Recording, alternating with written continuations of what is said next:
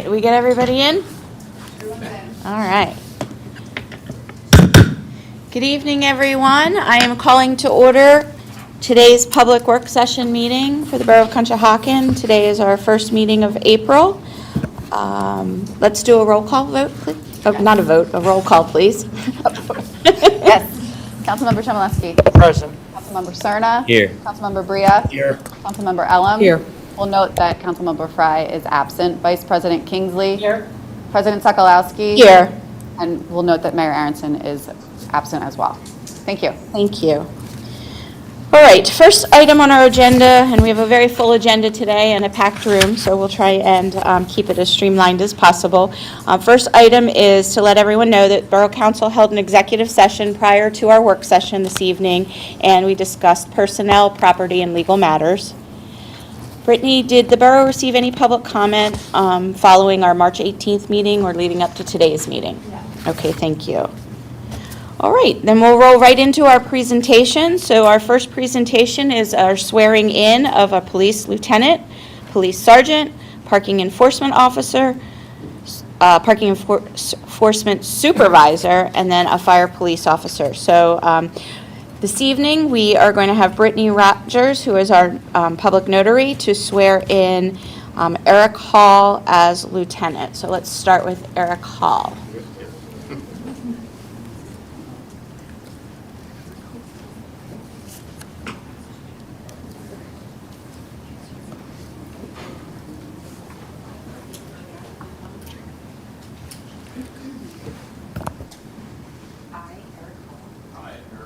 Do solemnly swear that I will support, obey, and defend the Constitution of the United States, the the Constitution of this Commonwealth, and that I will discharge the duties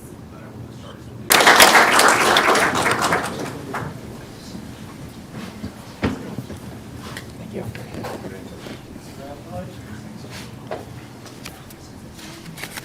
All right, next up for our swearing in will be William Walter, and he will be sworn in as one of our new sergeants,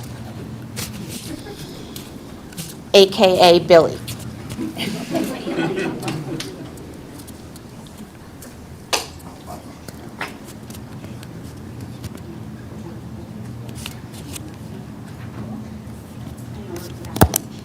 I, William Walter, I, William Walter, do solemnly swear do solemnly swear that I will support, obey, and defend that I will support, obey, and defend the Constitution of the United States, the Constitution of the United States, the Constitution of this Commonwealth, the Constitution of this Commonwealth, and that I will discharge the duties and that I will discharge the duties of this office with fidelity. of this office with fidelity. Congratulations.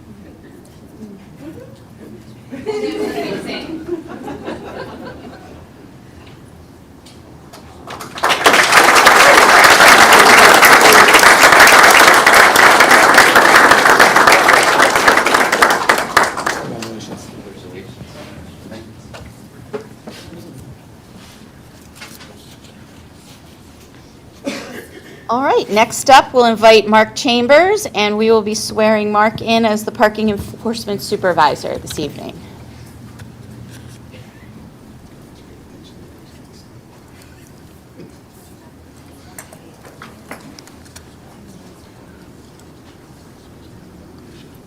And repeat after me.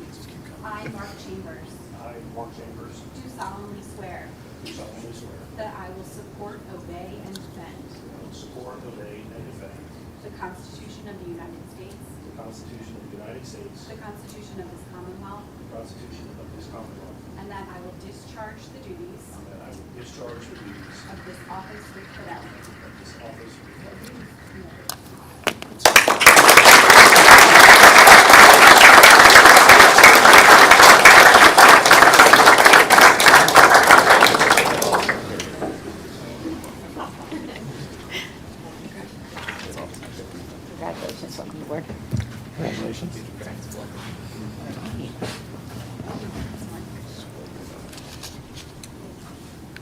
All right, and we have one final swearing in. I will invite Dennis Brady up to the podium, and we will be swearing Dennis in as a fire police officer this evening.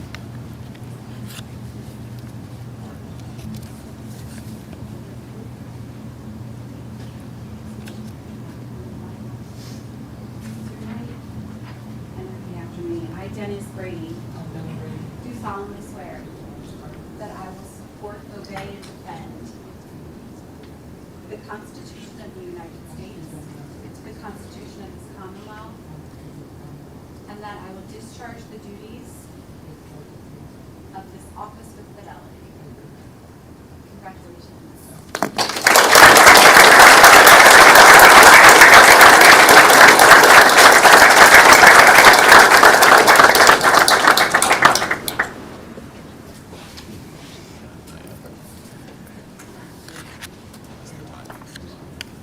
All right, you can have everyone who's just sworn in come up for a picture first with council. Okay.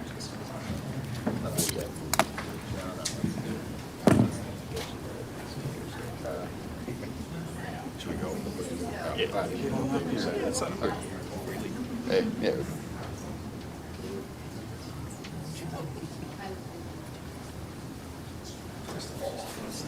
Thank you.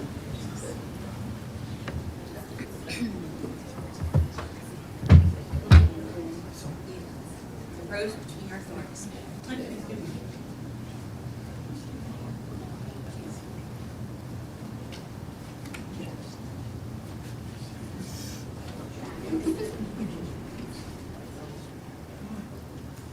Sorry, this is from the end.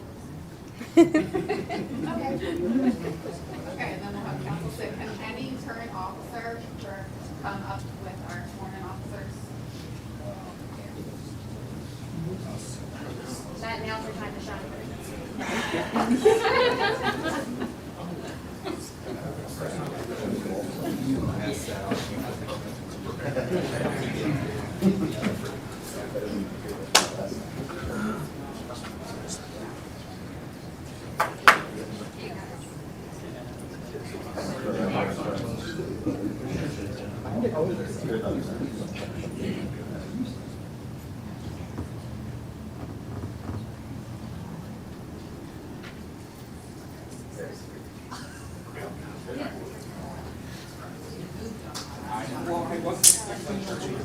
And then Beth, so Eric, do you want to start with your time? Not my problem.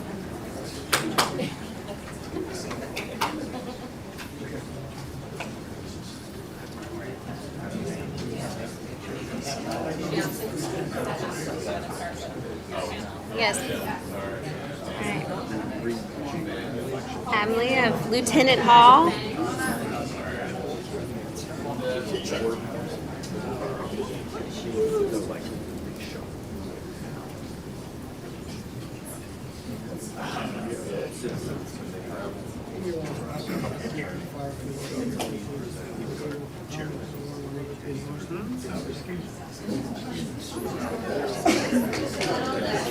Yeah, just like we're a little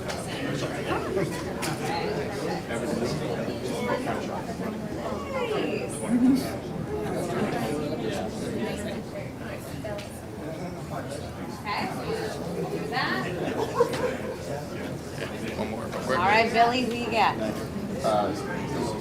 you guys go.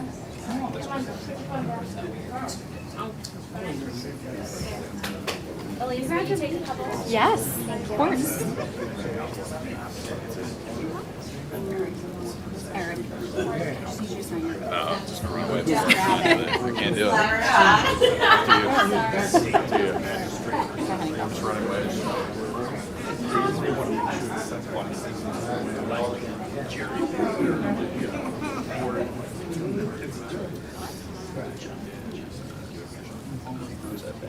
That's good.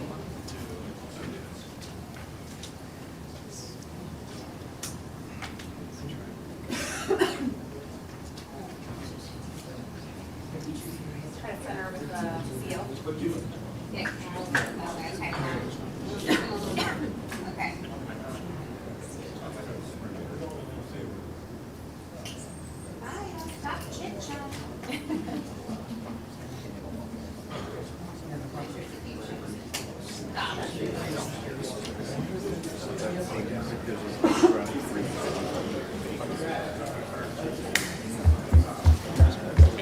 down at the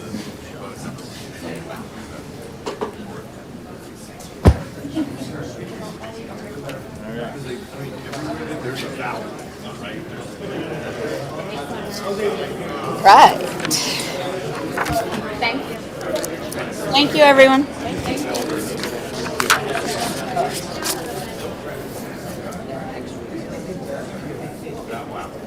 And we'll just give a second here for everybody to go out.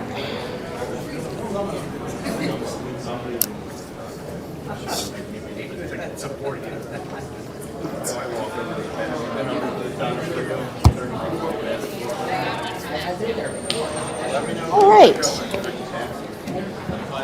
Ready to move along, guys? All right, so next item on our agenda this evening is the presentation of a proposed redistricting maps, and we'll invite Evan Campbell of our redistricting task force, he's our chair, to come up to the podium.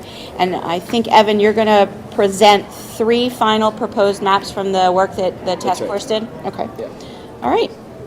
Awesome. Hi, everyone. I'm Evan Campbell. I served as the chair for the redistricting task force. Have some notes here, if that's okay. First, wanted to thank Brian, Sarah, and Aaron, who are here in person from our side, as well as Steph, Stacy, Kathleen, who were involved, as well as all the other members of the task force who put in a lot of effort. And so before getting the maps, just kind of wanted to walk through the procedure of what we went into to get to this point, just so everyone has the full context. So we started monthly meetings in November of 2025 to develop proposed redistricting maps given the upcoming swing in population distribution. So we were working on 2020 census data. That was how these maps were formulated. We met in person, received guidance from Sarah and Aaron of Kerr and Hefner, and we also, I'd like to know, opened our map process to the public. So we used Dave's redistricting app, or DRA for short. It allowed residents that weren't in the task force to also have a voice. So if they weren't a part of it through volunteer efforts, they could propose their own maps. We actually did transparently receive a submission from someone in the borough, but it didn't fall in line with standard deviation ruling. And so deviation ruling is 10% between the most populated ward and the least populated ward. And so it didn't follow that ruling, as well as the contiguity and compactness that are the 2 forms of requirements, but just wanted to note that we did get one. And so the 3 maps that we selected today were based on 2020 census data for Conshohocken, which was 9,261 residents. So on average, you'd like to see 1,323 residents per ward with no deviation greater than 10%. And so we got one from Kathleen, we got one from Stacy, and then one from Marlo as well. But all 3 were approved by our task force and were a form of ongoing discussion from November through April. And we had, I believe, 7 in total that we reviewed, and think that the 3 that we've submitted today are most applicable to hit all of the 3 standards that were met for our criteria. So specifications of council's redistricting resolution, the standard deviation requirements for population distribution, and then we also sought legal review. So all 3 of those forms of criteria were hit. I know that was a lot, but that was all that went into this selection, and then happy to answer any questions on the maps. So, Evan, you mentioned that you used the 2020 census. Was there any configuration or thought in what's happening today and what's coming up in the discussions that you had? And could you tell us a little bit about how that kind of rolled out? Great question. So we had a change of council representation during the process of November of 2025 to today. So during our first 2 meetings, we went off data to incorporate of future population changes. Then we got kind of right-sized and had the answer of, well, we're going to add 440 residents to this building, 400 to another, 600 to another. And so I think that was the goal of Kathleen's map submission, to account for the upcoming changes in population that we're going to see in Conshohocken to be ready for the 2030 census. So we tried to incorporate it as best as we could, but the ruling that we received from Kurt and Hefner, and that fall in line with the resolution that the borough set out, was based off 2020 data. some members decided to try to take account and do the extra mile of there's going to be some changes coming through new property builds, but not all members incorporated that in their decision making. When you said you had counsel change midway through, you mean legal counsel We with had different an opinions? Same firm, individual change. Okay. So the individual that came for the first 2 meetings no longer was a part of our decision-making process, I believe from Jan 26 onward. But we still got the correct guidance and took all of that into consideration from them into doing our maps. There's no, monthly meeting held without guidance. Just figured it made sense to. So it sounds like you did what you could within the parameters of the law to be able to account for some of the additional folks, but we couldn't really right-size it yet because we have to wait for another census? Is that That's what I'm 100% hearing? true, yes. Okay. Anyone else have any questions?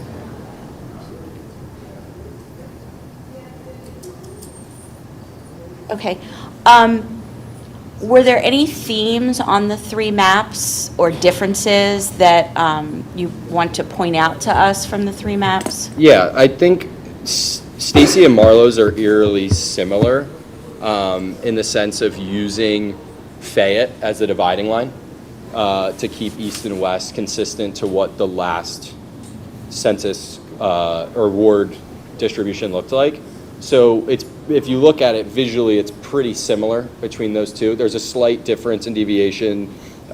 Stacy's is 8.84%, so more compliant, with Marlowe's being 9.67%. So anything below 10% is acceptable and approved, but obviously the lower the better. That's what we're seeking. The difference being with Kathleen accounting for wards potentially crossing Fayette. So if you look visually, wards 3 and 5, their color coding of green and yellow were flipped, which was different than the other 2. But that is the one that is, I believe, probably accounting for the most in new, residents coming into those particular wards. And then that one was 8.39%, so lower than the other 2. But all 3 hit all 3 forms of criteria, all approved by the task force, approved by legal review, and fall within the purview of what the scope was. Okay. Any other questions related to the maps or the process? Or can you just, so that's Stacy's map, right? So that's one map. Yeah, that's, no, go back Yep. to Marlowe's. Yeah. Go back to Stacy's. So that's the map that was proposed and drafted by Stacy Ellum. And as Evan said, it's maintains Fayette into west and east. On this map, every ward has frontage on Fayette Street. Yeah. And then can you go to Which is Marlowe's? another Yeah. added benefit. And Marlowe's 3 is not, but the rest is. Right, so the only difference between Stacy's and Marlowe's really is that you maintain Fayette, as Evan said, but Marlowe's, go to the next, that's Stacy's, down one, Britt. Marlowe's there, one of the wards does not have frontage on Fayette Street. And then as Evan said, go down one more to Kathleen's. Kathleen's has wards crossing over Fayette Street, so Fayette is no longer a divider between east and west.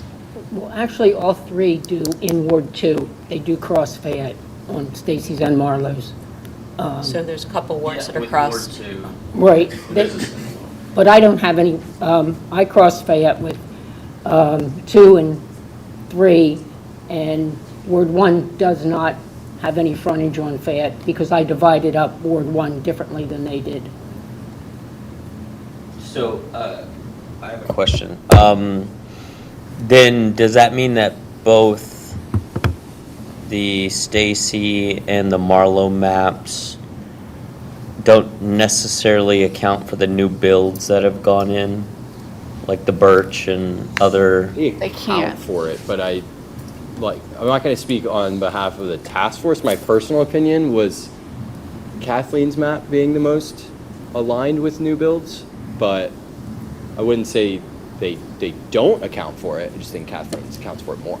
So you're looking, Kathleen's map accounts for it a little bit. We could not build that in because of that 10% deviation. It was next to impossible. You're talking about 1,200 potential residents in one area, and that's part of what we're going to get to next, but it's going to be imbalanced, and it's really a decision, everything's going to have to be redone again after the 2030 census because those numbers are going to be so high. So while I personally tried to do that, it's an exercise in futility because at the end of the day, we don't know what those numbers are going to look like. We don't know, and they are so off that it's going to have to be redone probably pretty significantly after 2030 census as well. I think, thank you for pointing Yeah. that out. The only point I guess I want to make clear and public is that having to go by these standards does mean that 2 technically has like ghost residents in it right now, where there's 1,200 people that aren't accounted for in the maps. What I looked at, and if you look, the huge difference between my maps and Stacy's is that something has to give. You can't, but they did the dividing line down West Elm Street, which put all 3 of the new apartment buildings into Ward 2. I put it down Washington Street so that Madison West Elm stays in Ward 1 and the Grand, and then the 2, the Birch and Matson Mill go into 2 because they're together. You can't do it like 1 and 1, 1 and 2, and 1 and 3. They are right next to each other. They're in the same census block. You cannot divide them up. So the only option is put either both of them in Ward 2 or keep both of them in Ward 1. And even though we can't account for them numerically, we know they're there. We know they're our neighbors. They pay their taxes here. They vote here. So I thought it was a little bit more equitable to keep one of the apartment buildings in 1 and then the other 2 go in 2. There was no way I could make it, spread it out among 3 wards. So you're right, you do have that sort of ghost or unaccounted for residents, but not quite as many. And the thing, by moving over just that below Washington Street, there's only 16 residents in that ward that are accounted for. So I still had to take over 500 out of Ward 1, and I chose to take it off of Fayette Street, which is a little bit different way of looking at it, but it made it a little bit more equitable as far as the hidden population, in my view. So Kathleen, you said a word, census block. Tell me what that means Okay. when you're trying to figure out numbers. Boy, don't we all hate that term. Unfortunately, census blocks don't necessarily coincide with city blocks. A census block might only be like from one street to another and then back to the alley. It might be, say, from 6th Avenue down the 5th and down to the next. It might be several city blocks. It's just when you break up, I don't think it's broken up on there. What governs a census block? The census people, they just do whatever they want. I think that's pretty much, our experts can help us a little bit better, but we have to take what is, here, that's a little bit, like that's breaking up. We have to take what they give us, and we have to assemble them by the numbers. If you look at each one, you can see what's in each block. You put the little thing over there, and then it'll say, in that block, there's that many people. So you have to assemble the blocks that they give you in some semblance of order to stay within that deviation. And So it's not just taking the number of people, dividing it by the number of wards and saying this is what makes sense. You had actual things that were Right. governed by other individuals that had to be taken into consideration with Right. this. And also having continuous and compactness Right. following that, which is the right. And the contiguous thing was, there is an uncontiguous spot in Ward 5, which all 3 of the maps do account for that and correct that in what we've made. If you look at the big line that between 3 and 5, and it's 3 and 5 on both maps, Apple Street only goes down to East Elm Street. It doesn't actually go all the way down to the river. So even though like this little thing down here is where the new development is going to be, a little bit of that will be in Ward 5, and depending which map it is. So that'll be taken care of. And I think that was pretty much my aim, was to make things as compact as they could be. Ward 5, as you can see, it only goes up as far as Wells Street, and then it goes down under 3 and takes in the new development where 401 and 433 Washington Street are currently under construction. I don't know if anybody's been down there, but that's moving along pretty quickly. Is the 10% deviation you're allowed, is that within 10% of the mean, or are we talking like +5, -5 for a total 10% spread across the target? Second one. It's Okay. the latter, yeah. Thank you. So it sounds like this evening, of the 7 maps that the task force worked on, one being submitted from an public, you are putting in front of us the 3 top contenders that your task force believes that you would like for council to approve to take to the next steps of the process? That's right. Okay. Yes, I have my personal favorite of a map, but as a group, we had our 3 that we thought were the best. We all voted on this at our prior meeting, and we thought that Marlo, Kathleen, and Stacy's 3 maps hit what was asked from a resolution, from a deviation perspective, went over it with legal review, and it was voted as a task force to bring these 3 to you. And all 3 are within compliance. So that's how the process went towards getting this to you. Okay. All right, so the next steps of the process, we see it here, we're talking about it. Now we get it out to the public to have comment and share their thoughts to council as we move forward? So tonight you've seen the 3 maps. You have to decide this evening if all 3 maps are moving forward in the process or you're selecting certain ones. So that's the goal for tonight. Okay. After that happens, which we'll do in a second, those final proposed maps will be advertised after this meeting to the public. And we'll ask for any feedback, and that feedback will be compiled and sent to council as you continue to deliberate. On April 15th, you will select a final map, and you will consider authorizing advertisement of the corresponding ordinance that needs to be adopted with that map. And then the map and the ordinance will be advertised as required by Borough Code, and then on May 1st, that proposed ordinance and map will be on your council agenda for consideration for approval.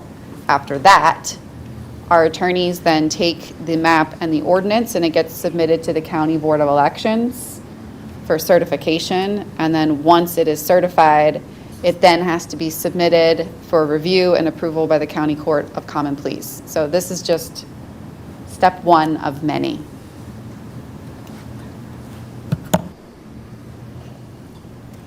So while the task force is here, we really need to decide this evening if we're moving forward in the process with all 3 maps, or are you eliminating 1 or 2, or whatever you're inclined to do at this point in the process. Does anyone have any strong feelings on putting 3, 2, 1 map out there? 3? The 3.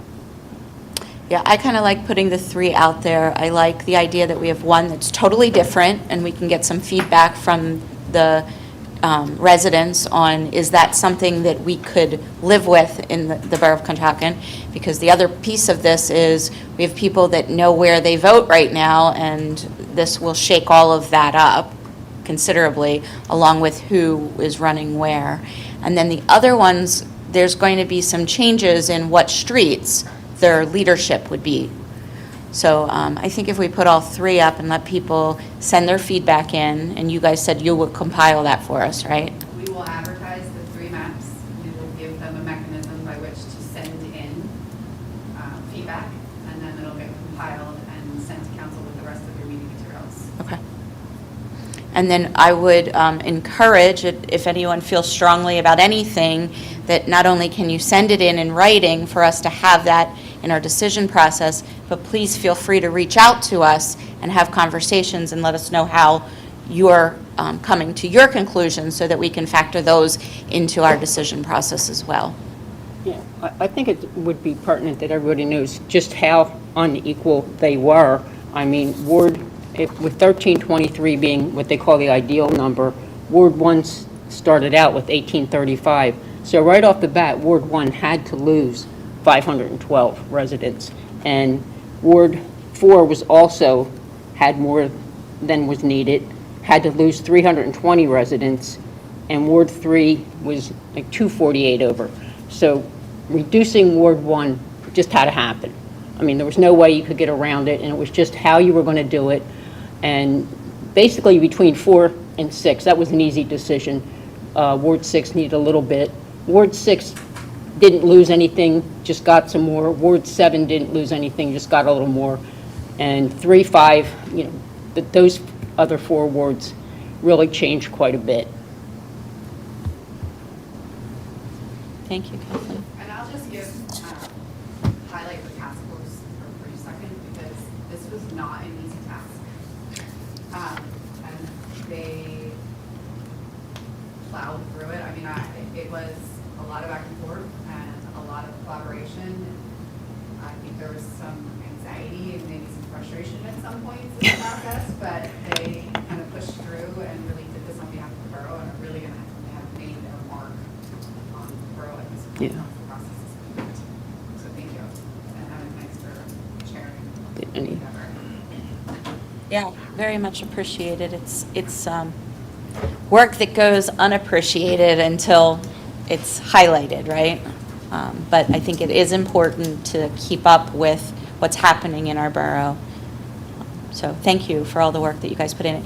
Did you have a lot of public showing up at different meetings? We had a few. We had a few new faces throughout the 6 months. The March meeting having 3 new faces. That brought their opinions of kind of speed of voting on the day of, saying if there's X amount of people in a specific ward to get to a booth, and how fast the turnover would have to be to get through if everyone were to have shown up that day. So there was a few interesting comments from folks, but I'd say all in maybe 10 total faces over the course of the time, but not all in one particular meeting, just the last one having 3 new. So I'm going to say kudos to that, because that's probably one of the most attended types of community meetings that we've had in a while. So we are generating some public interest in what we're doing, trying to make everything out there transparent for other folks to have voices in all this. So thank you for sharing that and making that happen. Well, I think people are going to look at this, and it's going to be, whichever map is chosen, it's going to be totally different. And I think we decided that the last time the map was changed was in the 1950s. Yeah. So I think it's well overdue, and It was 70% out of deviation. So any of the 3 yeah, will be better than right. what They'll all be in deviation with the census numbers. And The last thing I do want to highlight, I know we've taken enough time from our side, but Brian had a good idea just in future. It was outside of the task force scope, so not approved, not proposed, just floating the idea of putting names associated to the numbers. I think at times there could be some residents that might be confused of what number, unless I go to the Conchi Borough website and see who my respective ward member leader is. So he proposed the idea, for example, of Ward 1 would be Lower West, Ward 7 would be Upper Fayette East, just kind of associating a name very similar to how Manhattan is structured, of Lower East Side or Midtown. It's not something that we necessarily are bringing as a firm idea, but we all had support during the meeting of it. I thought it was a great idea, and Brian has pushed that for a few months now. So thank you, Brian. This is more around just the functional names proposal. It's outside of what was asked of us, but just an idea I wanted to get in front of council. Sure. Brian, you want to come up and talk to us about your ideas? Sure. Give you a quick, it's not prepared. I think to speak. Evan did I a didn't good bring my job, but we'd like glasses, to hear from you. Well, I mean, I looked to the room of the public. I mean, you all, Kathleen casually tosses around the ward numbers. I mean, how many members of the public actually know what those ward numbers correlate to in terms of, where's Ward 6? So I think what we saw was that there was a need to be able to have some sort of quick identifier that would go with it. And part of this came from the 3 members of the public that came at the final meeting were all poll workers. And they said, we see kind of chaos on election day, especially with the influx of new residents that are going, which ward number am I? I'm not sure where I'm going. They wait in the wrong line. They get frustrated, this and that. So we saw it as a potential way that you could make it easier from an election day itself of just people weeding themselves out of, wait, Ward 1 is the river ward. I definitely don't live near the river. I'm in the wrong place type of thing. But also make it easier when members of council are interacting with the public and people say, oh, I'm the representative of Ward 5. Where is that? Going, oh, I'm Ward 5, and that's, Mid-Fayette East or Upper Avenues East, or however we wanted to put those names on there. We also think it could give a little bit of a sense of community to those different neighborhoods within Conshohocken. So, open to questions. I like it. I know the naming of areas to give people a little, make it wayfinding easier as well is, I think, quite helpful. It is rare that people know their actual wards. I tend to work most election days, and and the main question I ask is like, whereabouts do you live, so I can make sure you're at the right polling place. And then because even if I ask what ward do you live in, they say I don't even know what that is. So this would at least help, and then help direct people. You could have these maps up on election day at the polls and say, help find people to where they need to get to, as well as being able to help easier for them to find their representatives without having to look at a map and those things. So we see benefit to the council members, to the poll workers, as well as the public as a whole. And these aren't hard and fast rules. We'll let you be creative, whatever ones you like, based on the map that ends up being adopted. If we did move forward with names like this, would they just be informal designations, or would they be formally recognized by the Board of Elections? They would be informal recognition. So you're going to move forward with your reapportionment map that's going to go to the County Board of Elections or Common Pleas. This would be an informal borough initiative that council will consider if inclined to do so at a later date. Understood. Thank you. Yeah, it wouldn't get pushed all the way through the legal process, but it could be potentially adopted by council later on your own. Any other questions? Thank you for considering Yeah, that. thank you. Thank you. Thank you for getting creative. Try. Does anybody from the public want to answer any questions? Excuse me, any chance that you could put the street names? See, everybody knows Fayette, but I don't think anybody would know where 1 and 2's live. Thanks, Ed. So I think the question is, when we post these for the community to look at, will it be in Dave's where they could see the streets that this is all in, or is it?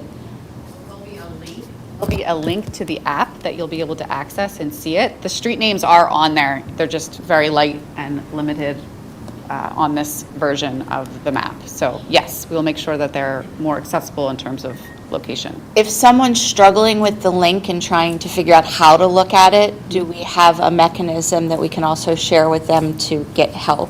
Yes. Like pointing them to Kathleen? Since you volunteered her. Sure.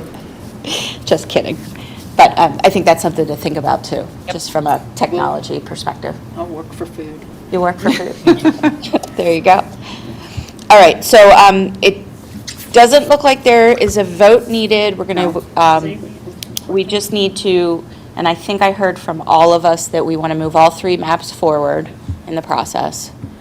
Do you need that as an official vote? No. Okay. All right, so next steps are you will do your due diligence and get it out there for the public. It will be out it'll get posted next week. Okay. And it'll have an explanation of what who the task force was, what they were tasked with doing, Okay. what they accomplished as a group, the 3 maps that are being proposed, an explanation as to how to access the app and some directions if needed, and then a link for questions or concerns, and then also how to provide feedback in preparation for April 15th. Okay, great. All right, and I think it's key that we do want to get it in April 15th. So we do want that short turnaround window so that we can keep the ball moving so that. There are deadlines that are set not by the borough that we need to meet. So the task force is on schedule, thanks to them, and they'll meet that deadline. And then our attorneys, Aaron and Sarah, are going to present after this is done on census blocks. And there are other deadlines that we need to meet for that. So we are keeping everything on track so that we can meet all of those deadlines. Okay. All right. Any other questions, concerns, or comments we want to get out there related to our task force and the work you guys all put together? No? Okay. I'll take public comment at the end, if there is anything through the meeting. Is that okay? Okay. All right. So, thank you. We appreciate all the work. And we'll move on our agenda. Thanks, Brian. All right. So, moving on to the next item, agenda is actually a discussion on census block alterations. And it looks like we have a proposal for the 2030 census. So I will invite Aaron and Sarah from Curtin Hefner up to the podium to actually talk us through the legal aspects of census blocks, since I put Kathleen on the spot earlier.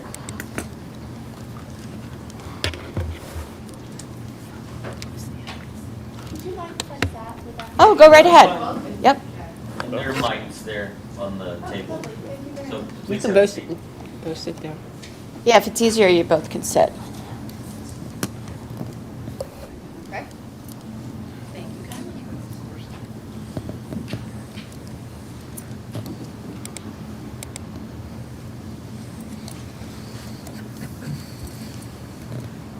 All right. Good evening, how are you? Good. How are you guys? Thanks for coming in tonight. No, we appreciate everyone's time. Thank you very much. Do you want to hit the ground running? Yeah, of course. So as you noticed earlier, one of the issues that we ran into with the task force pretty immediately was that while they were making their maps, there were census blocks that were a little unwieldy.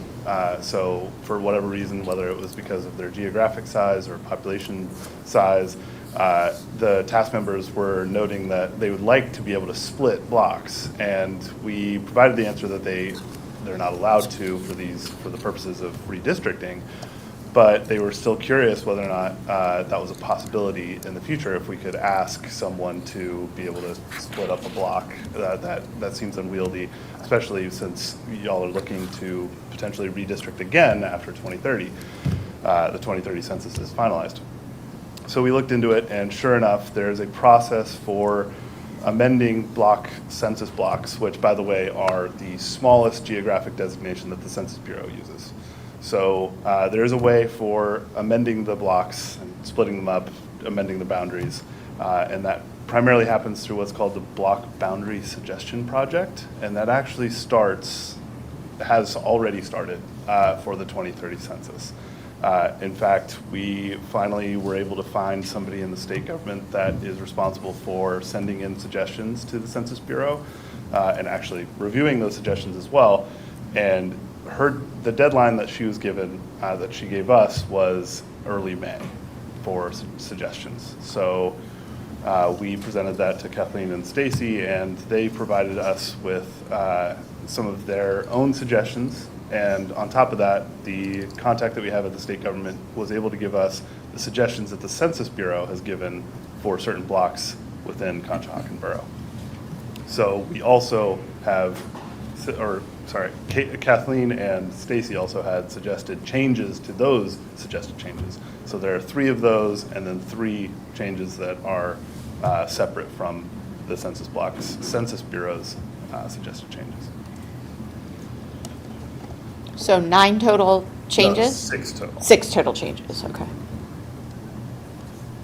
So the Census Bureau proposed 9 map changes to the census blocks. Okay. Of those 9 proposed by the Census Bureau, the Borough of Conshohocken is going to recommend the Census Bureau, as long as council approves it, 3 changes to those suggested revisions by the Census Bureau. So not related to the borough at all, but we are reviewing what they submitted to us, and we want them to change 3 things. Census Bureau is a county or a state? Federal. Federal. Federal. So the federal government, who isn't in Conshohocken, was made recommendations about You Conshohocken. can't even look at her while you're saying I this out can't. loud. Okay. All right, which is why then the people who So, know Conshohocken Are making gave feedback. suggested revisions. Okay. And then because they also don't know Conshohocken, and we just went through this process, Kathleen and Stacy generated 3 additional changes that will benefit the borough, because we know there's going to have to be we're going to have to account for the additional population that wasn't part of the 2020 census that will be part of the 2030 census. So breaking up those blocks will help us meet the same deviation requirements that Evan and the task force just met after the 2030 census. So I don't think we need to go through all 9 that the Census Bureau recommended, but I do think we should go through the 3 changes to their 9 suggestions so that council, because those 3 changes in our 3 proposals are going to have to get voted on. Okay. So Aaron, do you want to walk us through Yeah. those 3? So the first change, so as you can see in green, that's the suggested change from the Census Bureau is to combine 2 census blocks there. And I believe the suggested change, what we're suggesting is to split that census what's in green along Spring Mill Avenue. Kathleen, I don't know if you want to explain exactly Yeah. why. Right, they're currently not connected, and what they want to do is that little one up top, they want to hook that up with the bigger one on the bottom, which is a really bad idea because Spring Mill Avenue could be a good dividing line for the next census. Plus, it would pretty much, if you look at the block next to it, it would trap that in there too. So it wouldn't just be those, it would be all 3 of them in reality. So the suggestion was leave the bottom one by itself, and that little one, there's just 2 houses, a set of twins that face Spring Mill Avenue, and then the big block next to it that we're suggesting to merge it with is where Hale Pump used to be, and there was no population there in the 2020 census, but now there's 23 homes there. So putting those 2 blocks together would make very good sense, but putting the 2 together that they wanted to would not make good sense at all, I think. So that's why I asked for those 2 to be split up. All right, so this one, there's a census block that kind of looks like a rubber ducky. Yeah. And then there's a tiny little triangle census block that's right in that little shoulder area of the rubber ducky. And they suggest that we combine the rubber ducky with that little triangle. And our suggested change to that is instead of doing that, we essentially combine the 2, but then cut off the head of the rubber ducky. I'm realizing that's a horrible metaphor at this point, but the cutoff would be, again, Spring Mill Avenue. And for reference, that's, the little one is where the VFW monument is, and there's no population in there. But it would be a good, again, Spring Mill would probably be a very good dividing line in the future.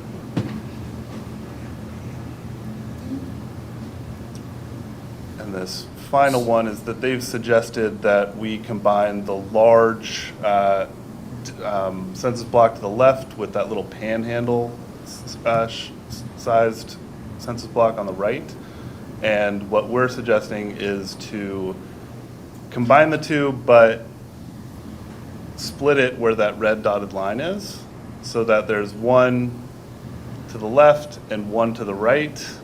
It's kind of hard to describe, but the reason why is because on the left side of that red dotted line, there's a development, and on the right, there's also a new development. Is that correct, Kathleen? Yes, to the right would be to the right of Cherry Street, which is where 401, 433 Washington Street is currently being built.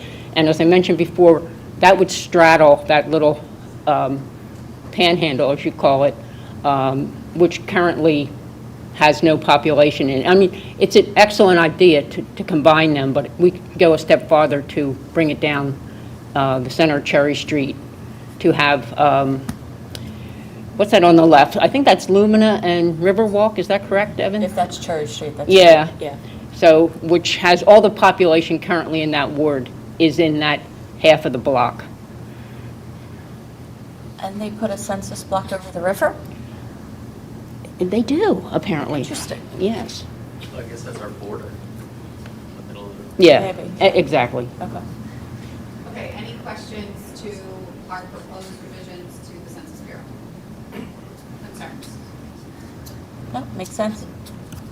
Okay. I would like to point out, though, this is preparing for the 2030 census. It has nothing to do with our redistricting. That is correct. Correct. That's going on now. Okay, and then we'll move into our proposed changes that we would like the Census Bureau to consider. So each of these are going to be, I believe, larger census blocks that we are trying to break up. So this is one of the larger ones in the borough, and the suggestion is to cut it, I forget what street that is it Wood? Cut it along that dotted line. So that it, in each case, it is to make it easier for the redistricting process in the future. To meet the contiguous slash And to meet the maximum consistent population max- density. Okay. Yeah. Right.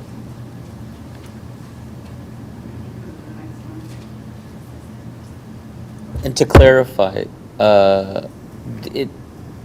the amount of population within a census block, us breaking it up like this, that's not relevant, right? Okay.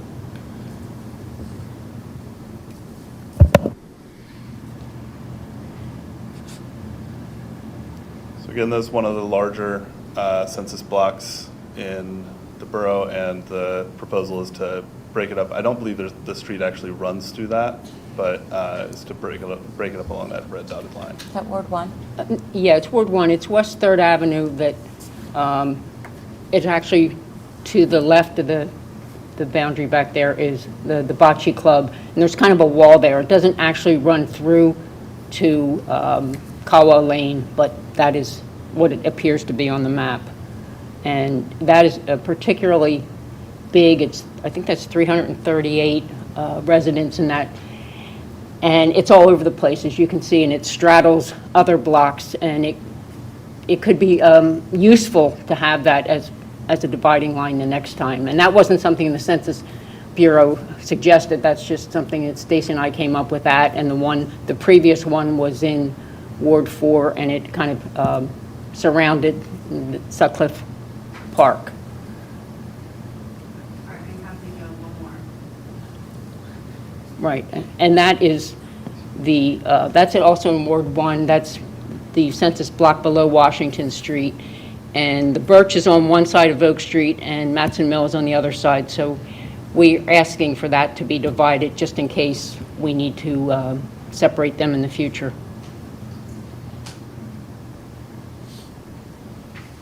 Okay, so those are the proposed changes to the Census Bureau proposals and the borough suggested changes that we'd like them to consider moving into the 2030 census. Anything else you want to add from a legal perspective or a procedural perspective? I will note that these proposed changes will be on your April 15th agenda, and we will ask you to consider them because we do have a May deadline with the Census Bureau to be able to submit any of these for consideration. Correct?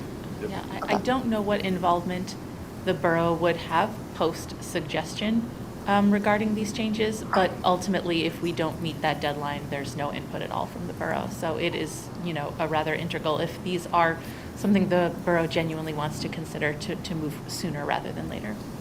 When you track the right people down to have the conversation, did it seem odd to them that people wanted to actually talk about their own communities and how we want that to look? Or is that the process that they used and people just don't know about it? I think it's the latter. Okay. Yeah, it didn't seem odd to them at all that we had reached out. It was just that it's Okay. hard to find. All right. Okay. Excellent. Nice strategic planning, ladies. All right, so no vote is needed. You need approval to put a letter together or something for this? You're good. Okay. All right. You're welcome. Thank you very much. Thank Thank you. Thank you. All righty, moving right along. Our next item on our agenda this evening is our fiscal year 2026 emergency management presentation. And I believe that we have a team of representatives that will come up from all of our different divisions of our emergency management.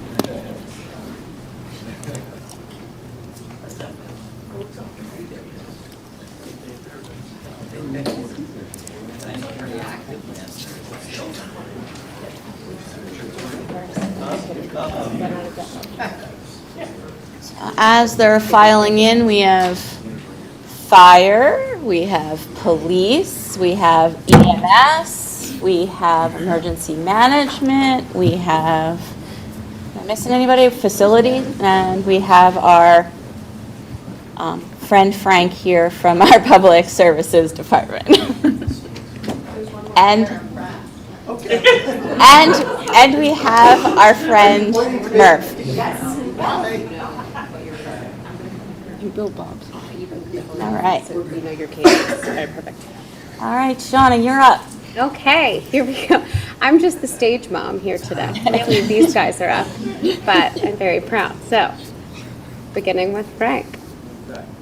Well, our public services part plays a big role in all this emergency management. We assist with pre-planning and activating safety measures at all the borough events. Everything you see that's put out there, public services does that.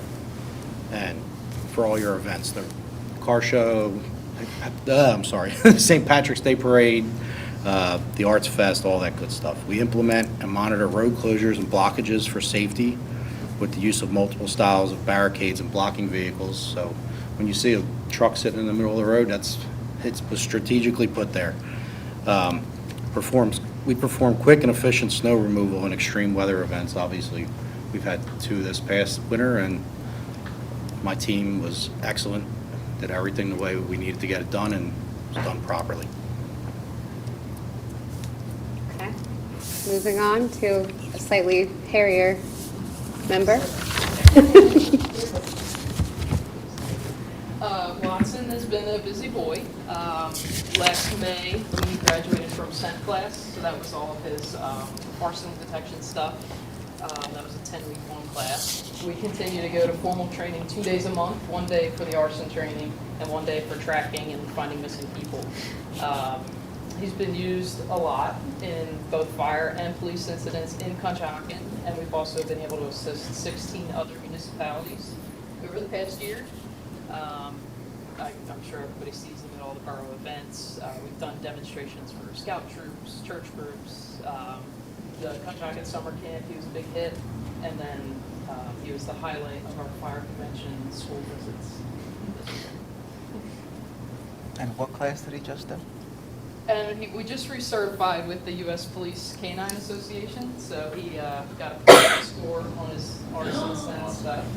Aww. He got a shot at going to the national trial. Is that real? Like a national? Yeah. So the big thing is bomb dogs and drug dogs, but they do, hopefully somewhere, have a handful of arson dogs. And Megan is being humble by highlighting Watson, but Megan is also behind the scenes making sure everything with Watson happens. So yes, I'm putting him on the spot. Moving through. Leo?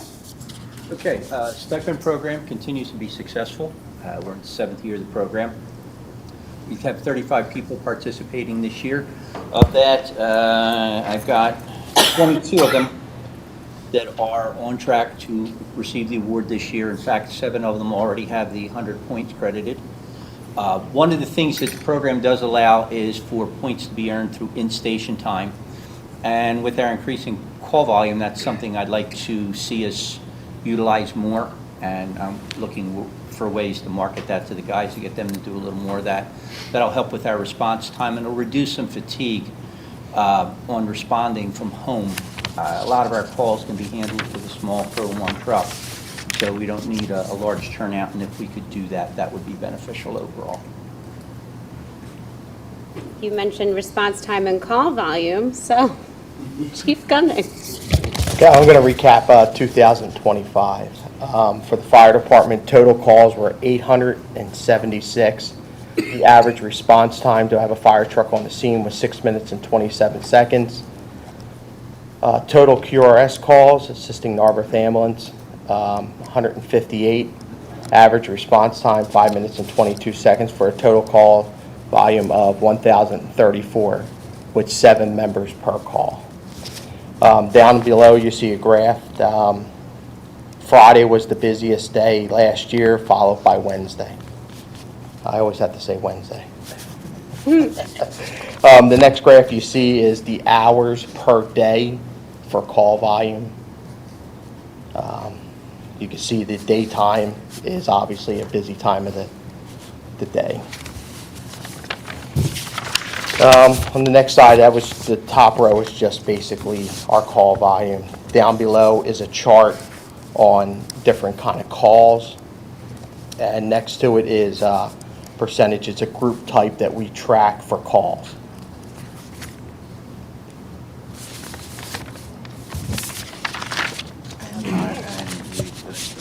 A quick question. Do you have an idea of like how call volume has changed from 2024 to 2025? Yeah, we were usually a 600 average. We went up to in the 700s, and now we're pretty steady in the 800s. And we just finished the hiring process for the civil service for our 4th full-time firefighter, so that should be coming out very soon, the list. And you'll put that during the day shift, or will you, from a perspective of hours that you cover with your full-timers? Yes, that's 7 to 5 p.m., and that's 4 days a week with a day off during the week. And you determine that based on the hours that you're seeing the need? Yes, yep. Yeah, our daytime is very active in the borough. And understand that the borough has the luxury of having a very active... Better level of care to our residents. This year alone, we added EpiPens to the fire trucks that are equipped, so both for adult and pediatric, and also a new AED that would match Narberth's equipment, so it would help in reducing any kind of time delay switching out equipment from truck to truck. In addition to that, with the elevators, starting in 2019, myself and Chief Gunning went to Connecticut to attend a very well-known training program, and since then we have brought it back into the borough twice now to bring our volunteers to that same level.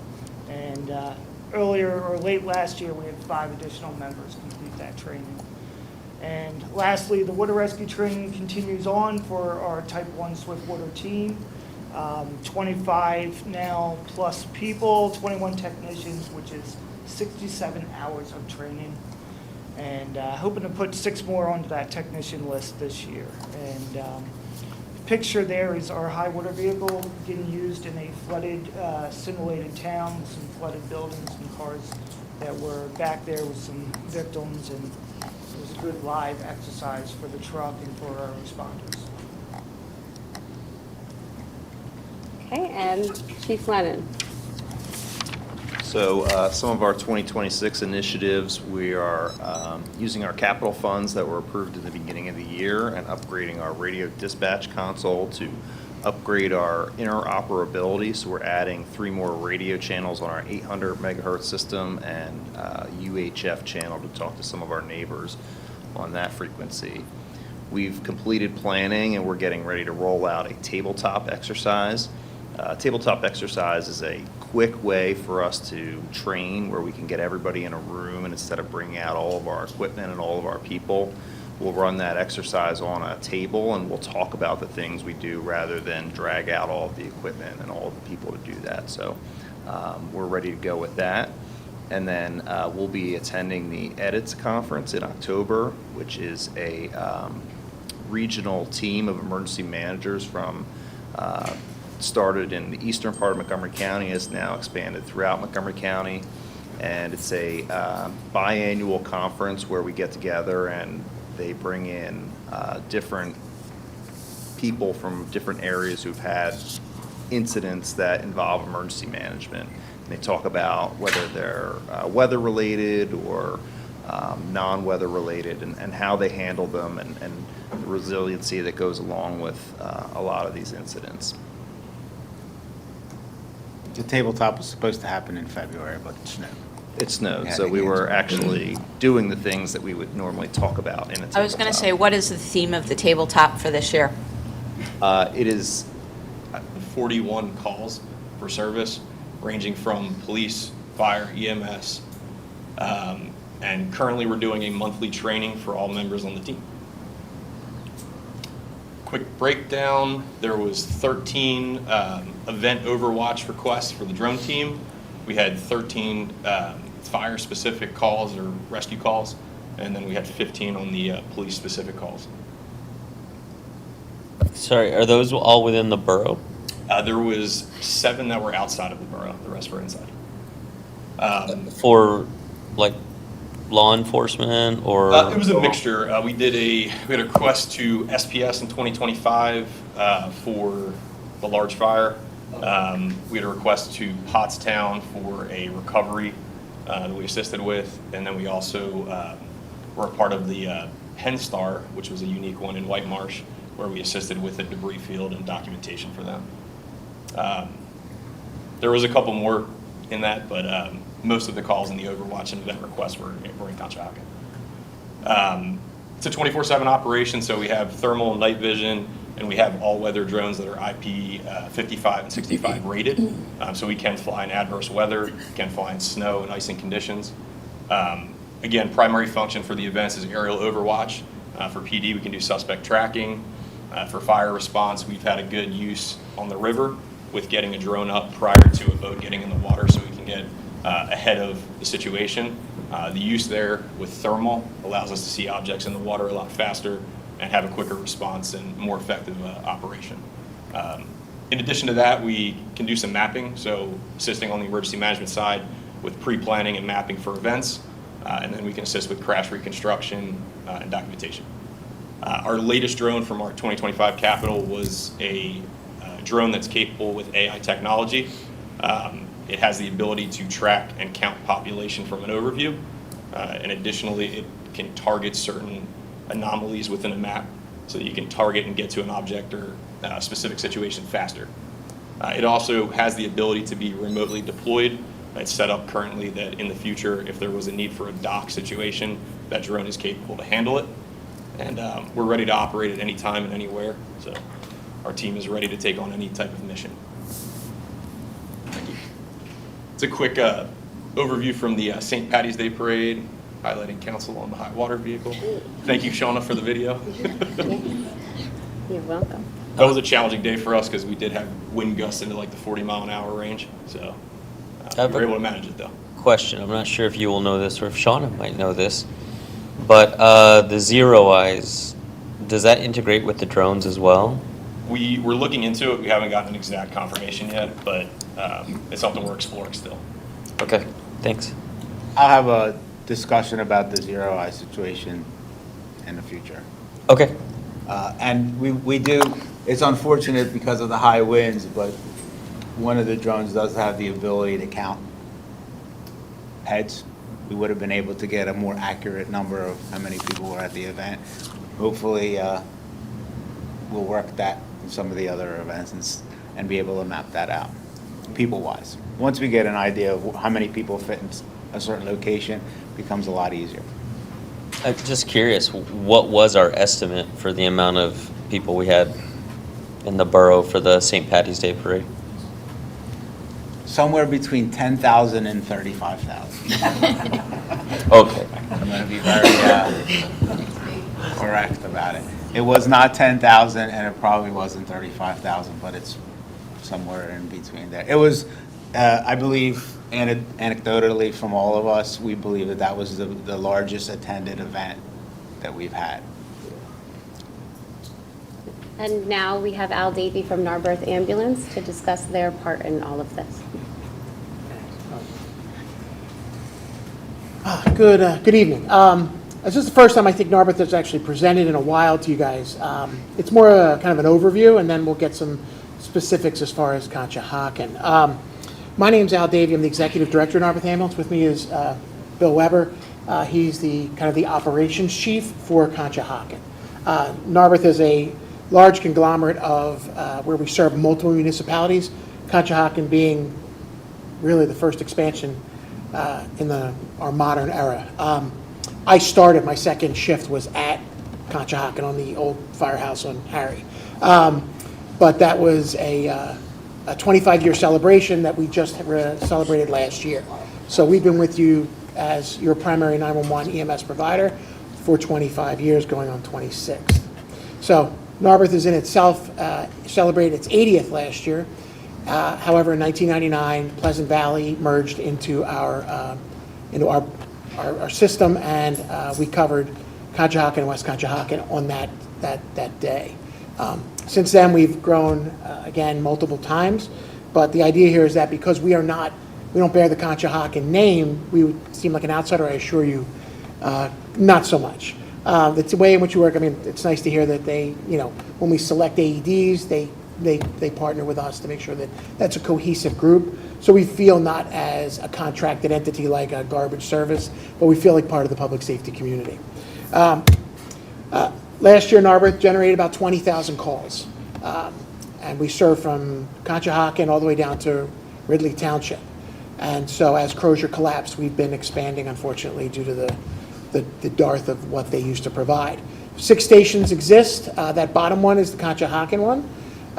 And we started in trailers, and then we rehabbed the existing building that was there, moved into that, and have been in there ever since.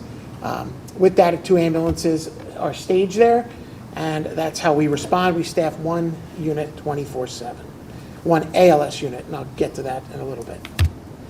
We are a 501c3 nonprofit, and so no affiliations. We're able to go where the need is greatest, and that's kind of our goal.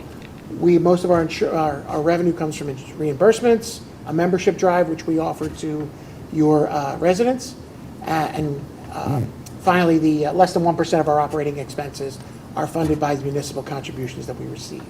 We are a really good deal for Conshohocken, I assure you. The people of Narberth Ambulance, we have 149 members. 47 of them are volunteers. They are business walks of all life, and then the business of the ambulance, running 57 calls a day. Nobody's coming out to do those things on a volunteer basis. So those 47 members supplement our career staff. A lot of our people who are volunteers are our leadership. Our board of directors is 10 volunteer members. Our line officer corps is about 50% volunteer members. And so that's important as far as keeping that homegrown feel and it not becoming a business. We do active shooter trainings. We did one here a couple of years ago. We do these kinds of things because you don't rise to the level of the moment, you sink to the level of your training. So we want to drill on those kinds of things. We do community outreach programs. I did a talk across the street to a senior group in the church, and the questions, it turned out only about 20% of that group was actually residents of Conshohocken, but they come from all over. So the idea here is that we touch other districts, and the ambulance goes as a mutual aid concept dispatched by the 911 center everywhere it's told to go. So our operational leadership, the chief is John Mick, and then we have 2 deputy operating chiefs, Robert Weber, Bill's brother, and he was a Conshohocken police officer. Like, he has a love of this organization, of this community, and it's good to have that representation in our executive leadership. Our medical leadership is 3 doctors. The one on the bottom left is not only the assistant medical director, but the county medical director. So you're getting, homegrown Montgomery County things, and he lives in Penn Valley. The community pieces that we offer, we do stop the bleed training, we do the first aid training, we do it for all. We train the fire departments. So the idea here is that it looks like it is a cohesive effort, that the people who we train are going to work in conjunction with us in those critical moments. So that's an important component of what we do. And then we actually manage some defibrillators in the community for businesses, and we have a thing where we make sure that if anybody has a pad that expires or a battery that goes dead, we work to be their first call. And then we are the primary ambulance for standbys for Villanova. I mention that only because sometimes we're housing trucks here because it's easy to get to Villanova from here than it is from Ardmore. Conshohocken is very quiet, and we're grateful for that. The 911 requests for the borough are only 600 calls, so like 2 a day. That's really nice. A lot of our senior staff really enjoy when they get sent up here to respond. Of those 664 requests, only 400 of them go to the hospital. A 40% cancel rate is not uncommon.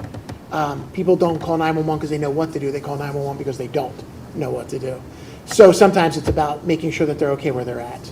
And then the hospital transports, and then the officer response because of your proximity to 76 and the Blue Route. The vehicle that you operate is more of a blocker and a first responder for us that keeps not only our people safe, but the scene safe on those terrible roadways. And so that's Narberth Ambulance as a whole. Happy to take questions. To answer your question before you ask it, you just asked about longevity. This is a very young population. Your call volume is steady as can be. Normally it grows 2 to 5% annually.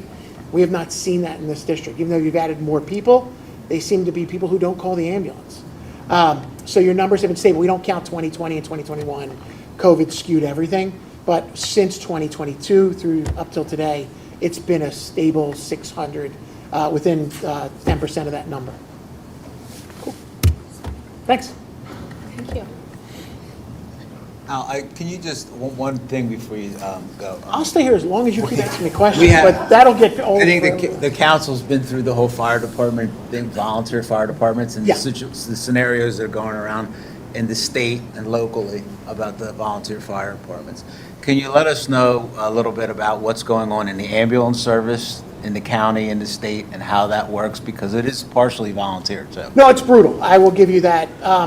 When I first joined in '99, about 25% of our 911 response providers were volunteer. That is less than 2% of our operation right now. The ability to be an EMT, just the basic level EMT, is almost 400 hours of training to become an EMT, and then over 24 hours of training annually. So that's a lot of burden to put on, in addition to Narberth Ambulance places a 24-hour-a-month commitment. So you really have to be into it to be into it, only because the medicine moves fast. We change a lot. We add a lot. We add, for our BLS trucks, they have advanced medicines on them. They have advanced respiratory equipment. You can't just kind of show up and wing it. So we have a high commitment to be a volunteer for us.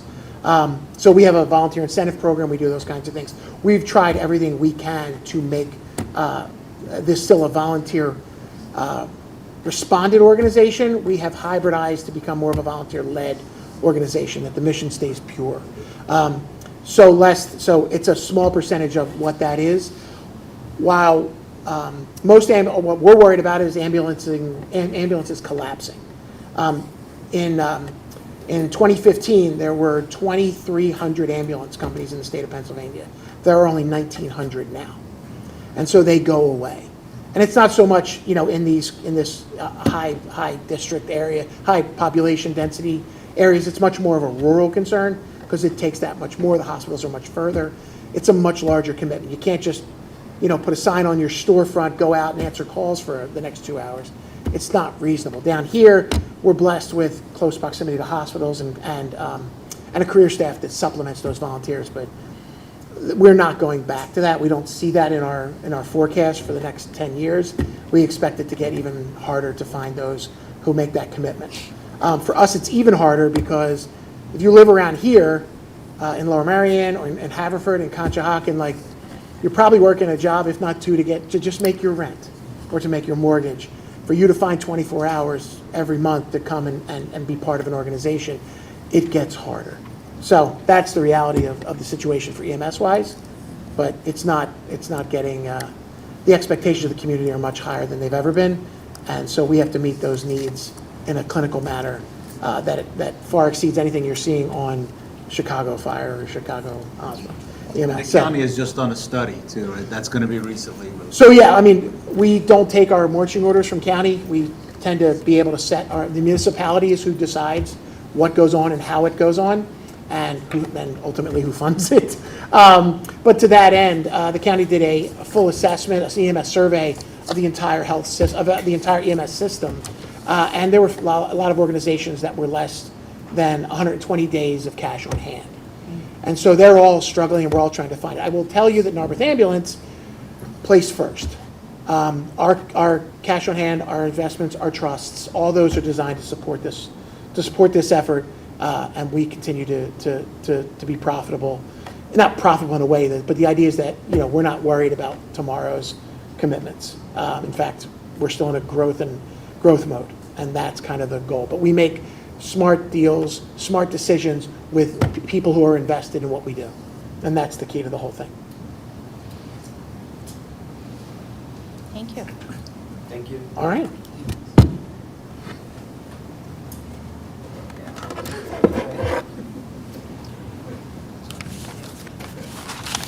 And I'll just finish up with the fact that the borough has spent or has put a lot of effort into updating their public safety scenarios, both fire, police, ambulance, everything, and it shows. We go to events, we deal with county. We were at myself, Dave, Calvin, and Tim were just at a tabletop in Upper Merion Township. Upper Merion Police Department hosted it. It was sponsored by the county, and it was an active shooter response. A lot of the conversation had to do with things like the SPS fire that happened in Abington, and how guys like Calvin spend hours there. Dave ran a few scenarios there. So our entities have developed a good reputation throughout the county, and the personnel is the most important thing we have here. We have supplemented that with a lot of equipment, a lot of good equipment, and I'm sure all of them appreciate it. I know I certainly do. And it's made this scenario easy, a lot easier. We go to some of these events and we walk away very confident in what we have here. And I think we can show that confidence when we do have a situation, when we do have a parade like this. The only thing at that parade that was brutal was the wind. That was it. Everything else was good. There was very few incidents, and everybody left. Everybody did what they were supposed to do, and 2 days later, it didn't look like there was ever a parade there, which is exactly what we want to accomplish in every one of these scenarios.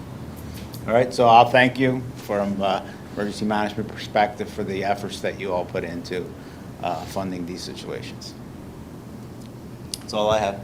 Anyone have any questions for the emergency management team? I guess my only question is, from a strategic perspective, where do we go next, right? So, we saw all of the different things that we've been working on. What's the next thing when you're thinking what's out there that we have to plan for? My concern in general is going to be the AI situation and how that, because emergency management as a whole, so we have to look at things that usually change in 10 years, change in 18 months. Some change in 4 days.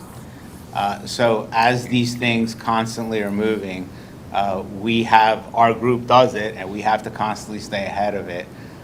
Because when you get too far behind, you literally get too far behind. You're never going to catch up. So we are looking at the AI scenarios, how they work with equipment, how they work with everything that we purchase. And then the other concern is nationally what happens. We do pay attention to what happens in Minnesota when someone drives a car into a church, because that is a methodology that is happening more and more, and you understand why we purchase those things that we purchase, because we want to eliminate the possibility of a soft target. We want to harden our target as much as we can, and we've been successful. It's been successful, and everybody's bought in. So those are the main concerns, I think, from my perspective. I'm sure the chief has his own concerns, and the fire chief has his own concerns, but I think as a whole, as a municipality, going forward, we have to look at those we're going to have to look at those pretty hard in the next year. When you say AI, are you talking about keeping up with technology, or are you talking about the threats that would then impact us because we have technology and AI can bring in other scenarios, power outages, different things like that? What are you actually thinking Those about? overlap. So, for instance, a camera like that is obsolete in the new AI world. The camera like that can now do 35 things more than it did a year ago. And without getting into specifics, some of the AI platforms that are currently out there are also producing some very elusive malware that is becoming very concerning. So we have to stay on top of all of that as a municipality, because we are the stewards of a lot of information here, and we potentially are a target. So we want to make sure that at least that part's covered. The other things that we do, there's no concern over what happens during a flood. We have that. There's no concerns over what happens with an active shooter. They have that. But those things that we're all kind of stepping into new right now, yeah, those are the things that we have to reach out and see. The more we reach out and try to get information, the more we find out that that information doesn't exist.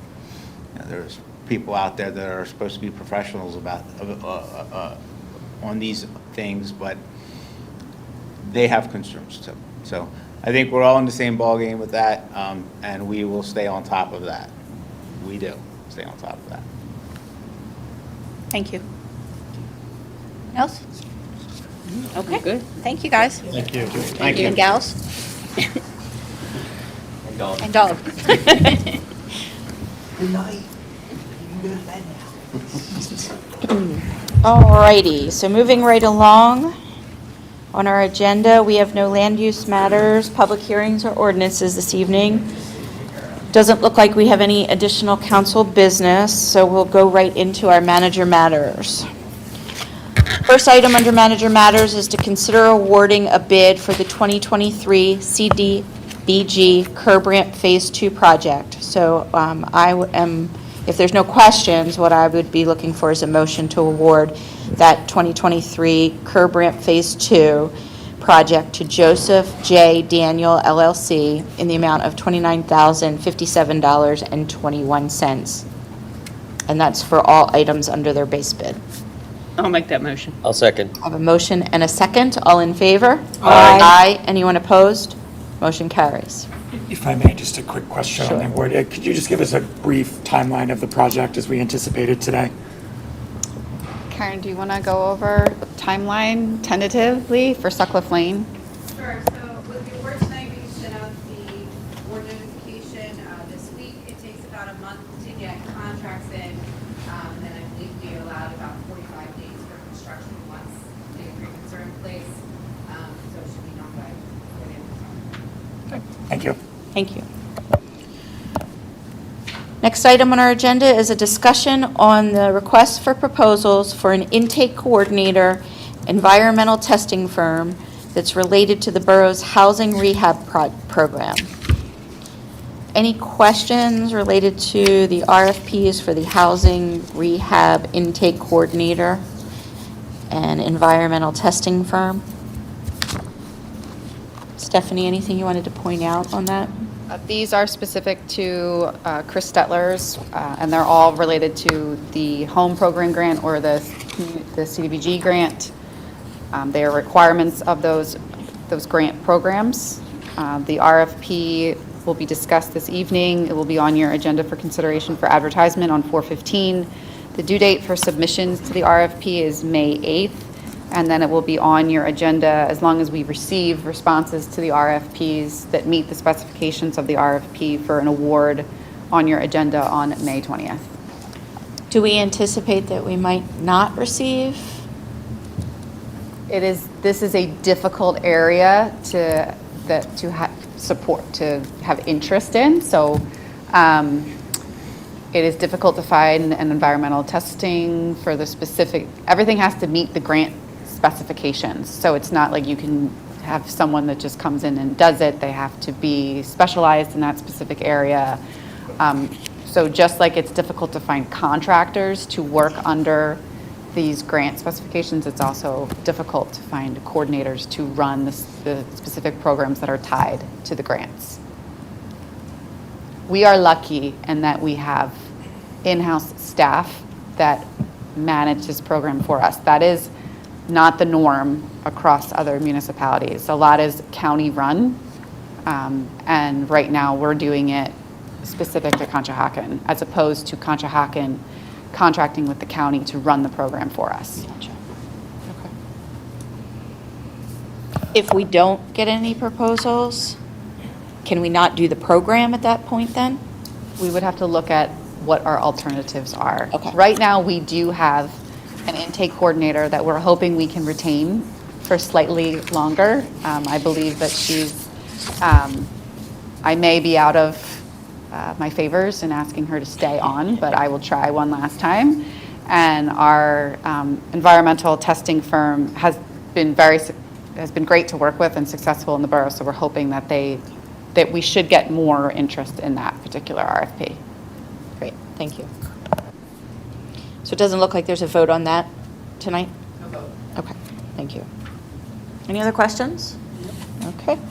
Moving on, the next item is to consider approving a tuition reimbursement for Detective Bond for the 2026 spring semester.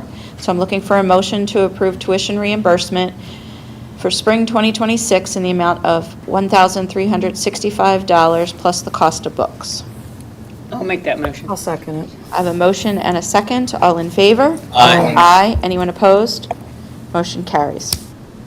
Next item on our agenda this evening is to consider approving the PennDOT policy and procedure form for selecting a consultant to provide our traffic engineering services for the Fayette Street Road Diet Project.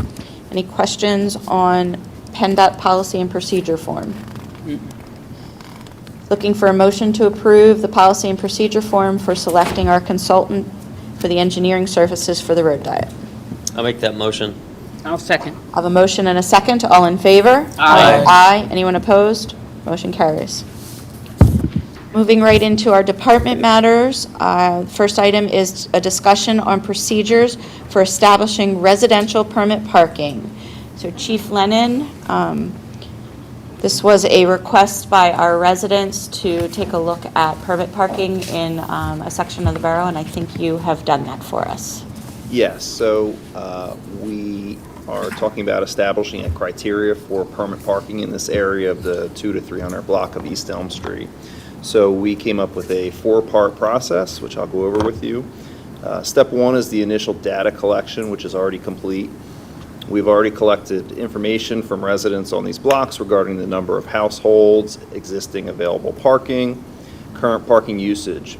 We're also documenting available on-street parking capacity within these blocks of East Elm Street, which is the 200 and 300 blocks. Step 2 is an ongoing parking observation where our officers will continue to collect parking availability data on these blocks approximately 3 to 4 times per day at varying times. And this will allow us to establish a clearer picture of peak demand, turnover, and general parking conditions throughout the day and the evening. Step 3 of this process is the potential temporary residential permit parking program. If the data indicates that residents are experiencing consistent parking shortages of 75 to 85%, we'll recommend to council to approve a temporary 90-day residential parking permit ordinance for the 200 and 300 blocks of East Elm Street. We would follow that up, if approved, with a temporary residential parking permit, which would be issued to residents on these blocks with a limit of 2 permits per household.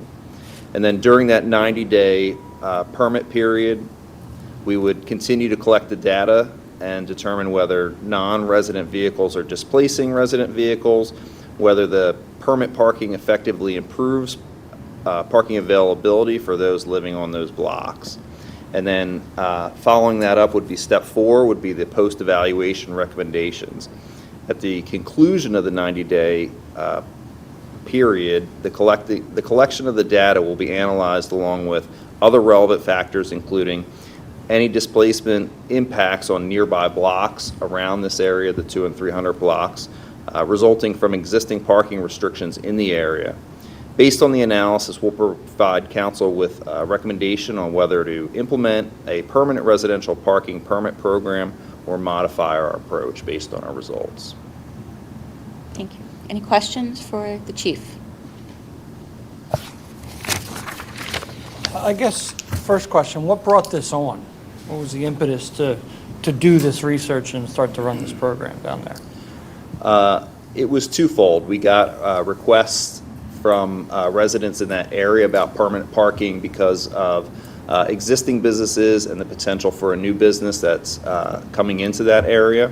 And then we looked internally at our process for establishing permanent parking in the area, and we reevaluated that and came up with that process. So both of them kind of came together at the same point. So we're really responding to the community, right? They asked for it. Yes. Okay. Yes.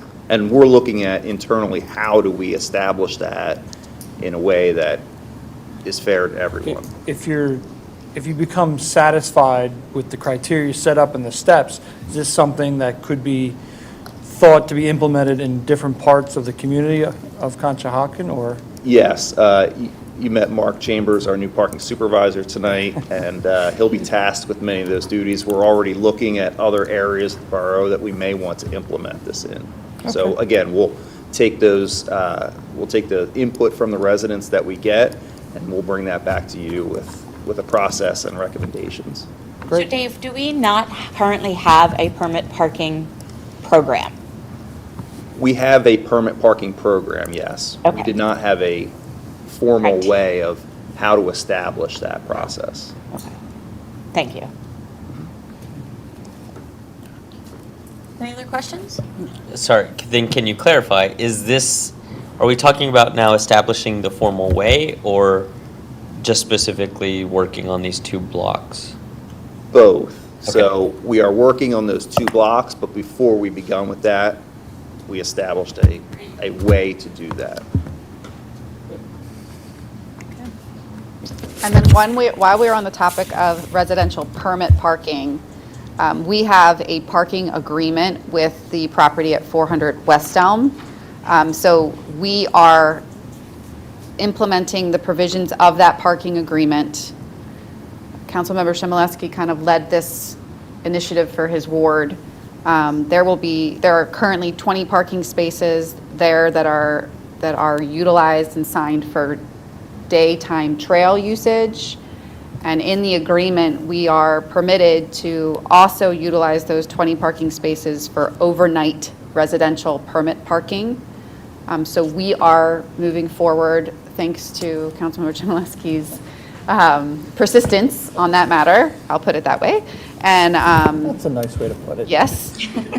And we will be adding that. That also needs to have an official enforcement and resolution that goes along with it. So while Chief Lennon and his staff are working on that location, this location will also be, purchasing signage and putting provisions, and Kelly has been instrumental in terms of saying, like, how do we make that work as well, so thank you.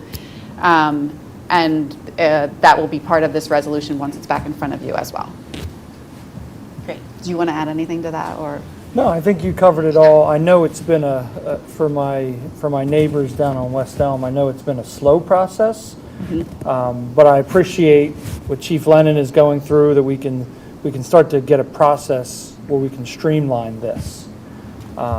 Criteria, right? It can be formal requests, things like that, instead of us kind of feeling our way through it. So yes, thank you for all my neighbors for being patient, but we're getting there. So. All right, so there's no vote on this evening. Keep plowing through. All right, we have nothing under legal matters this evening. So we will move right over to council and mayor matters. And I'm sorry to say that we do not have any pictures of Thomas or his brother. So we'll go right. You have them in your email? Yeah. All right, so we'll go, Stace, do you have anything this Nothing evening? tonight, thank you. Kathleen? Okay. No comments, thank you. Adrian? Yes, please come out to Greenfest on Saturday, April 26th, unless I'm reading an old flyer. No, this is right. 18th? All right. Oh, right, I am reading the 2025 Do you want one. David's glasses? Yeah, no, it's just, I shouldn't rely on search results. Okay. So you said 18th at the Fellowship House at the Community Center, Marywood Park. Come out. You should see a lot of booths and tents and learn about how to stay green in Conchi. Thank you. Alan? Nothing from me, thank you. And I have nothing this evening. So now I will open the floor to public comment. Anyone want to come up and have public comment, please? Yes.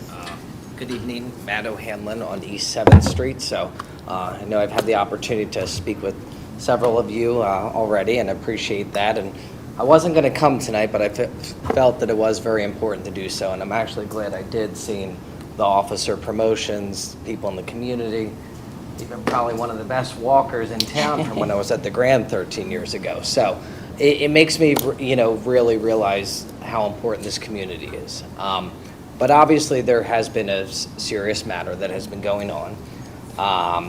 We're coming up on a year. Next week will be a year since the demolition of the corner of 7th and Jones, which I think we're all very well aware of. Photos have been sent. I try to be as patient as I can, and that's as I think we all do. And I'm sure, Alan, your tenacity there with what you're trying to get accomplished too. Basically, I gave it 5 months from April till September of 2025 before I reached out. I was appreciative of Stephanie and obviously everything that Borough was doing to try to get involved with that. It's been very challenging, to say the least, with safety matters, small kids, dogs, elderly folks that can't cross the street. Even last Thursday, a week ago from today, when you saw your officers pull up, I watched it at Trattoria when the building, when they had the fire there. People pulling up, blocking, or parking a block or two away and running. Well, that can't happen at the corner of 7th and Jones. Someone can't walk their stroller around there, they can't walk their dog, they can't walk their kids safely. Led me to December when I came before council here. And I know had that meeting, that discussion, went over different things that were going on, and obviously led to some follow-up discussions there and things that were taking place. Well, unfortunately, as Kathleen had mentioned a little bit ago, something had to give. And last week that time came, okay? Day after Trattoria, when we're going out and my kids are out there and my dog, and a rat goes running through an exposed sewer system. So not to mention a steel cage blocking the entire intersection, an open hole. Now you're having animals run there, and your kids are scared to go out. Your dogs start barking, your kids are scared to go out. Well, that was my something had to give moment, and something has to give. And my hope is, and unfortunately, I know obviously there's a complaint, which I'm sure we can obviously work through too, but that was that time. So I've done everything I can to keep everyone's costs down. My costs personally, our neighbors' costs, and I'm sure you've spoken with some of the neighbors, and they're just as eager for the resolution as we certainly are, and I'm sure many people in the community are, and we're getting to the point where, listen, a lot of people park to go to Coyote Crossing there. A lot of people park to go to Trattoria there. You had a local business owner here tonight. That is a very populated area, and it's unsafe, and no one should have to live through that. So we're coming up on a year. My hope is maybe there's a positive things happening, because I did see a marking out today for PA1 call. So I just want to make aware of, again, what is taking place there. The goal is not to be argumentative or anything with anyone. It is to get a resolution for the health and safety of our family that is right in the middle of that, not to mention the entire community.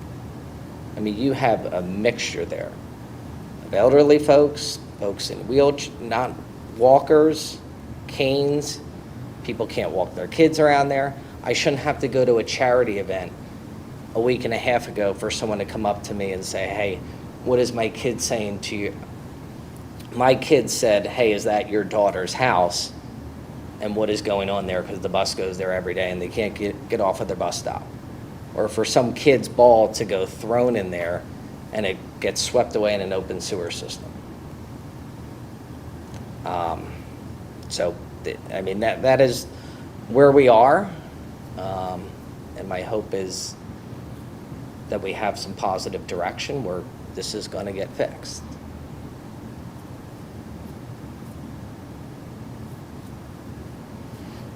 Thank you, Matt. We appreciate that you keep bringing it to light. The process is underway as you've been in contact with the borough, and that's probably about as far as we can have any discussions this evening because it's under active activity right now, so we're not going to be able to respond or anything to that, but having it brought to light, but there is plans to work on it. It can certainly stop too, right, of knowing that it's getting fixed.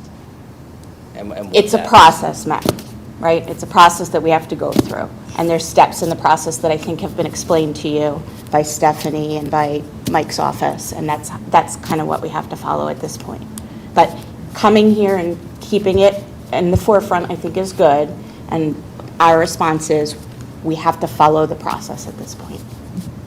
Okay. And Tina, you did direct us to move forward with enforcement, so we did. I mean, we sent a notice of default out, so the developer is, and that's not a secret, I can say that publicly, that we've declared the developer in default, and the next step, should it be required, is to file a formal complaint, which we have enough authority to do from all of you and your direction to push it forward, Matt. So as soon as that can be made public, not that we'll send out an email blast, but it will be public information at that point that it's actually been filed.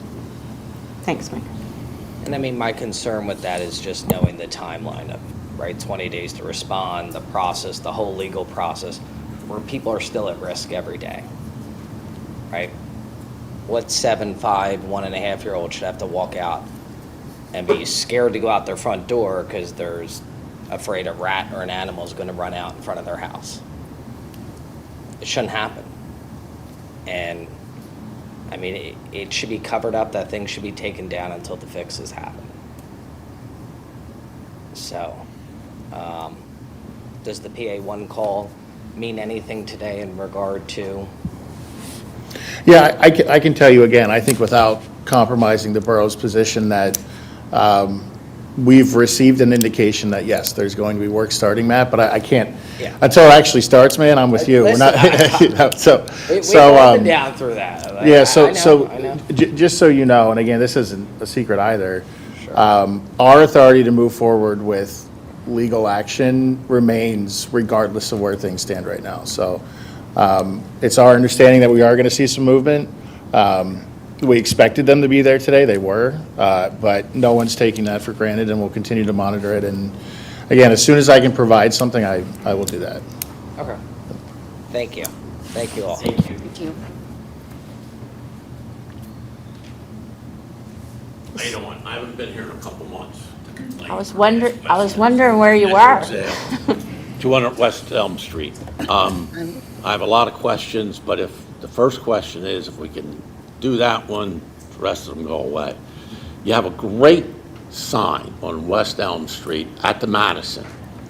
It's overhanging. It says 20 miles an hour in yellow. Great. And it has that there's a curve coming up for all those residents that are across from the Madison where the traffic is high. So it doesn't really affect me. But there's 2 flashers there. Is there any way you can turn the flashers on? Because you have the flashers down by Peppercini on that East Elm. You have the sign and you have the 2 flashers. Is there any reason why you can't put the flashers on? Chief Lennon, can you help with this answer? I'm guessing that the sign you're talking about is the one that's highlighting what speed they're going. Yes. No, not that one. Not that one. This one is a great sign. Okay. Flasher, what speed, I've given up on them. You know, you had it up there for a week, and then you took it down. This one is a permanent overhead, 20 mile an hour with a curve sign. And there's 2 flashers next to it, but the flashers aren't on. It can't be that expensive. Is that, It should be on. okay. Yeah, if they were on, that'd be great. That would help the truckers slow down and everybody else slow down. Yeah, and there's, the box is there. You gotta go up and turn it on, so. All right, we'll if you look at do it. that- Thank I you. guess, can we, Chief Lennon, can we have somebody check? Right, if it's broken, it's broken, it get fixed, but yeah. Yeah, that would be Okay, great. Thank you.